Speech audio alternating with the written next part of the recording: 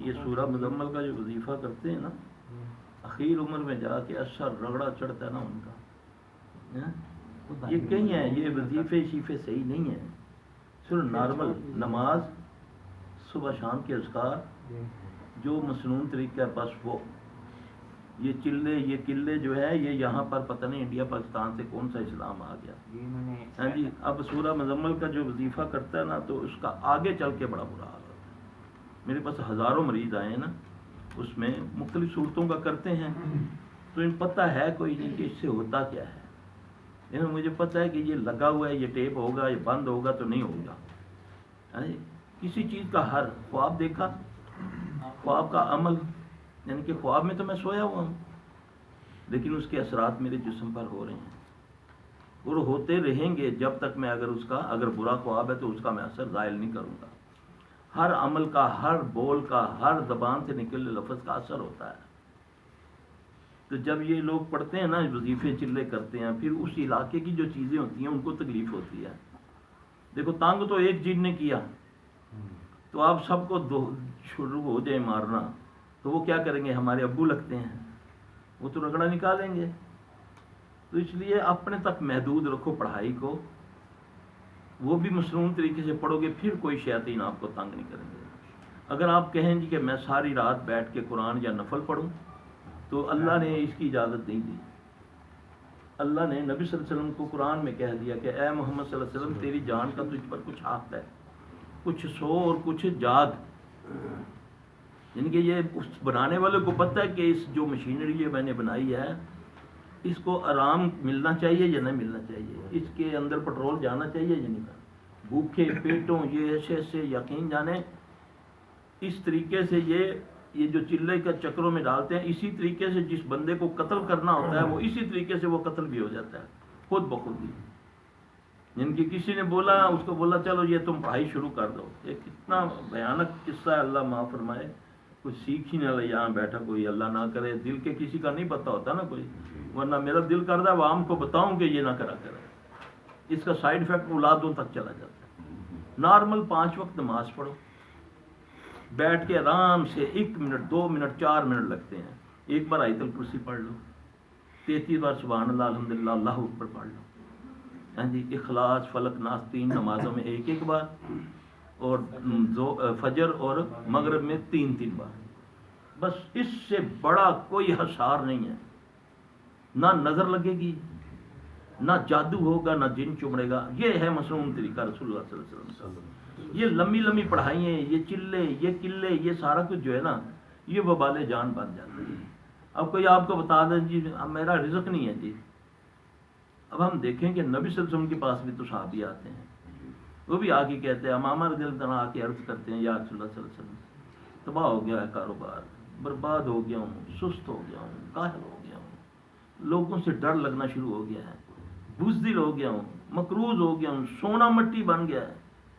اب یہ صحابی رسول اللہ کے نبی سے عرض کر رہا ہے، تو نبی صلی اللہ علیہ وسلم اس کو کیا ہے چند لفظ آپ نے فرمایا اے امامہ یہ لفظ یاد کر لے، صبح شام پڑھ لینا، اللہ تیری حالت سنوار دے گا۔ اللہم انی اعوذ بک من الہم والحزن واعوذ بک من العجز والکسل واعوذ بک من البخل والجبن واعوذ بک من غلبۃ الدین وقہر الرجال۔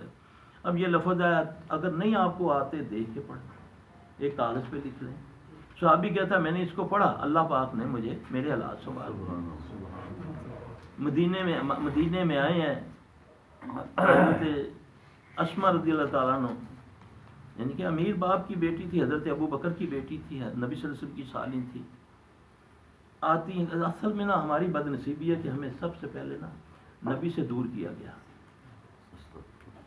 حقیقت میں عملی طور پہ ہم نبی سے دور ہیں کیونکہ وہ رحمت العالمین ہے۔ پتہ ہے کہ جو اس پر ایک بار درود پڑھ لے گا نا تو اللہ اس پر 10 رحمتیں نازل کر دے۔ تو ہم کتنا پڑھتے ہیں درود، لیکن اس نے درود میں بھی ملاوٹ ڈال دی، ہاں جی، درود میں بھی ایسے قصے کہانیاں ڈال دی ہے تو وہ درود بھی قبول نہیں ہوتا، کیونکہ قبولیت تو وہی ہوگی، نوٹ تو وہی قبولا جائے گا جو اسٹیٹ بینک آف پاکستان کا ہوگا، ہاں جی۔ جیلی چاہے 1 کروڑ روپے کا 1000 کا نوٹ بنا کر لے آؤ، وہ جیلی ہے۔ قبولیت بھی وہ ہوگی جو محمد صلی اللہ علیہ وسلم کی اسٹیمپ لگی ہوگی۔ اب اسماء رضی اللہ عنہ کے گھر جاتے ہیں نبی علیہ السلام صلی اللہ علیہ وسلم، دیکھا تو بڑی افسودہ جانماز پر بیٹھی ہوئی ہیں، رو رہی ہیں. ہمیں اسما کیا ہوا؟ بس یا رسول اللہ صلی اللہ علیہ وسلم انسان ہوں، کمزور ہوں، بڑا اچھا وقت تھا مکہ کے اندر، بس مدینے میں تو آئے ہیں تو گوشت کو بھی ترس گئے ہیں. ہاں جی، جب ہجرت کی نا تو گوشت کو بھی ترس گئے ہیں. آج ساتھ والی ہمسائی نے اونٹ ذبح کیا ہے تو یا رسول اللہ صلی اللہ علیہ وسلم بڑا دل للچایا ہے کہ کہیں وہ مجھے گوشت بھیجے تو میں بتاؤں. اللہ کے نبی نے فرمایا اسما ہم اللہ سے کیوں نہ مانگیں.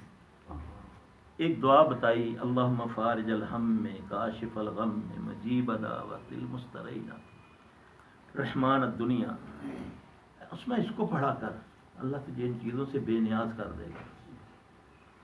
انہوں نے اس کو پڑھنا شروع کیا. کہتے ہیں کہ مدینے میں ان سے زیادہ امیر عورت کوئی نہیں تھی.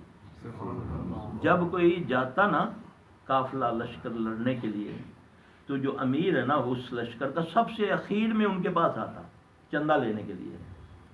تو وہ پوچھتی کتنی نفری ہے، کتنا پینڈا ہے، کتنے دن کی تمہاری مہم ہے. تو پتہ کیا کرتی ہے؟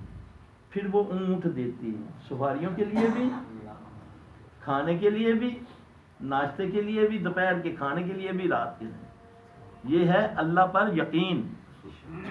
ہمیں یہ لمبی لمبی پڑھائیاں نہیں بتا کے گئے رسول اللہ صلی اللہ علیہ وسلم. آپ کو پتہ تھا میری امت جو ہے صوفی نہیں ہے، یہ چلے نہیں کرے گی. انہوں نے دنیا کے کام بھی کرنے ہیں، انہوں نے ماں باپ کی خدمت بھی کرنی ہے، انہوں نے بیوی بچوں کو بھی پالنا ہے، انہوں نے کاروبار بھی کرنا ہے. لمبی پڑھائیاں تو آپ کو لے کر بیٹھ جاتی ہیں.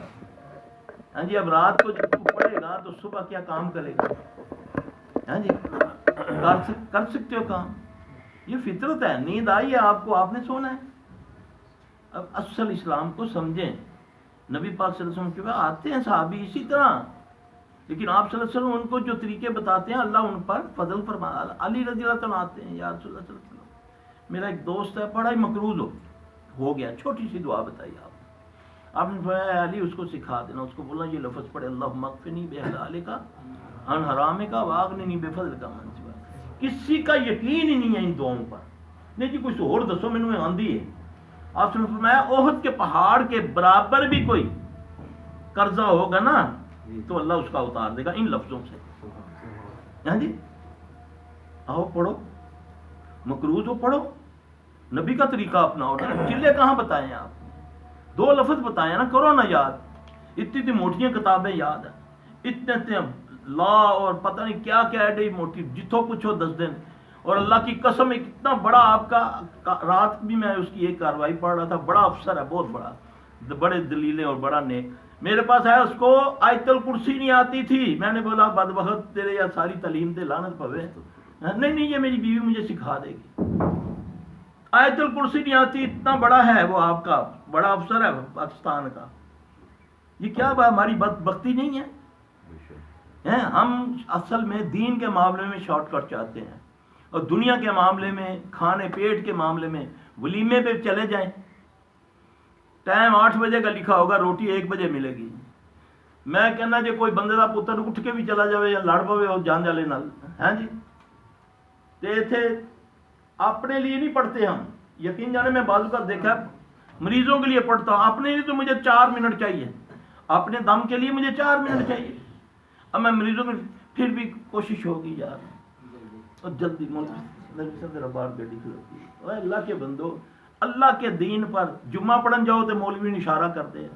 اگر 2-4 منٹ ہو گئے زیادہ تو مولوی صاحب بیچارہ بھول ہی جانا کہ اگوں میں کہنا کی ہے. اللہ اکبر، تھوڑا سا ٹائم دو اپنے آپ کو یار. اللہ کو تمہارے ٹائم کی ضرورت نہیں ہے. آپ خود بیٹھو 2 منٹ. نبی علیہ السلام صلی اللہ علیہ وسلم ایک مرتبہ لیٹ فجر کی نماز پڑھتے ہیں. میں وہ باتیں بتا رہا ہوں اللہ کی قسم، اگر ان پر ہم عمل کر لیں تو اللہ تبارک و تعالیٰ ہماری دنیا آخرت بہتر کر دے. نماز لیٹ پڑھائی فجر کی. پھر آپ نے سوچا کہ شاید صحابہ مجھ سے پوچھیں کہ یا رسول اللہ صلی اللہ علیہ وسلم آپ نے نماز لیٹ کیوں پڑھائی؟ لیکن صحابہ میں ضرورت نہیں ہے. آپ نے فرمایا تم نے مجھ سے پوچھا نہیں ہے کہ آج میں نے فجر لیٹ کیوں پڑھائی ہے.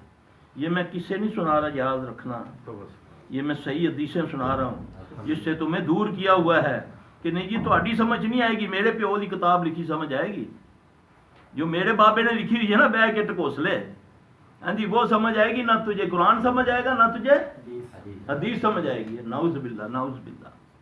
آجا آپ صلی اللہ علیہ وسلم اعوذ باللہ من الشیطان الرجیم. آپ فجر کی نماز آپ نے متوجہ ہو کر پوچھا، تم نے مجھ سے پوچھا نہیں ہے کہ کیوں لیٹ پڑی؟ یا رسول اللہ، اللہ اور اس کے رسول بہتر جانتے ہیں صلی اللہ علیہ وسلم. کہہ دیا کریں نا صلی اللہ علیہ وسلم، کہنے سے نا 10 نیکی مل جاتی. نہیں کہو گے تو لعنت پڑے گی، یہ میں بتا دوں. جب نبی کا نام سنو گے نا تو زبان سے کہنا ہے صلی اللہ علیہ وآلہ وسلم. نہیں کہیں گے یا اس مجلس کے بندے، چاہے فرشتے، چاہے جن، چاہے انسان، صلی اللہ علیہ وسلم نہیں کہو گے تو لعنت پڑے گی. یہ ذہن میں رکھنا.